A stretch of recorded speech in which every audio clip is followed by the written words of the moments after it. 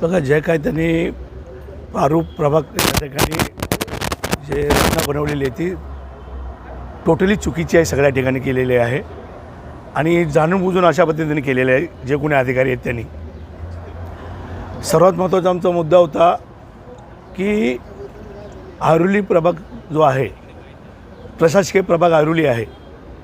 आणि त्याच्यातला RTA जो विभाग आहे आमचा, जो आरुली प्रभाग प्रशासकीय याच्यामध्ये येतो आहे, तो सरळ उचलून घणसोली प्रशासकीय नोडमध्ये टाकलेला आहे. तर नियमामध्ये असं नसतं आहे, कारण सुरुवातीपासून गेली नगरपालिका अस्तित्वात आली तेव्हापासून जे RTAची लोक प्रशासकीय विभाग म्हणून आरुलीला वार्डमध्ये येत आहेत, त्यांच्या पाण्याची बिलं, त्यांचे प्रॉपर्टी टॅक्स, त्यांना जे आणखी काय जर सुविधा लागत असतील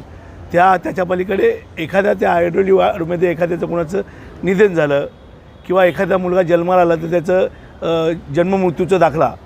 हा आरुली नोडमध्येच मिळेल. तो घणसोलीला कसं जाईल? आणि तो तेवढा भाग जो उचलला तो टोटल 3 किलोमीटरपर्यंत त्या ठिकाणी जॉईन केलेला आहे, म्हणजे शेतकरी शिक्षण संस्थेची हायस्कूल तिथपर्यंत जॉईन केलेला आहे. तर आम्ही नियमाप्रमाणे त्यांना सांगितलेलं आहे की साहेब, जी तुम्ही लोकसंख्या दिलेली 40चा टार्गेट 40,000चा,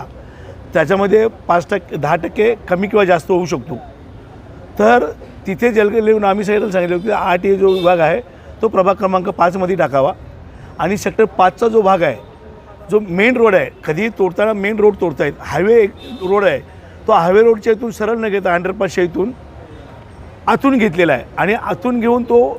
प्रभाग रचना अशी केली की रेल्वे ट्रॅकवरून एक म्हणजे मेन ठाणा बेलापूर रोडला जायचं आहे.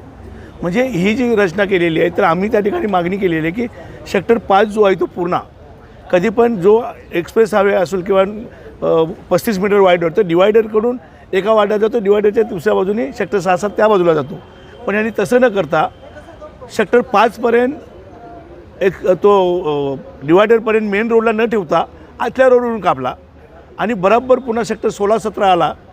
तो पुन्हा हायवेला आणलेला आहे. तर असं न करता जर सरळ केलं असतं तर सेक्टर 5, 16-17 ते एकत्र आला असता.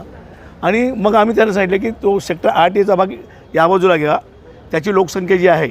ती मला वाटते 1800, 1600, 1800 आहे आणि मग सेक्टर 5 पुन्हा तिकडे त्या प्रभाग क्रमांक 4ला जोडला तर त्याचीही तेवढी संख्या आहे आणि मग त्याच्या पद्धतीने 41,000 आणि 42,000 होते. बऱ्याचशा ठिकाणी 45,000च्या वर काही जवळजवळ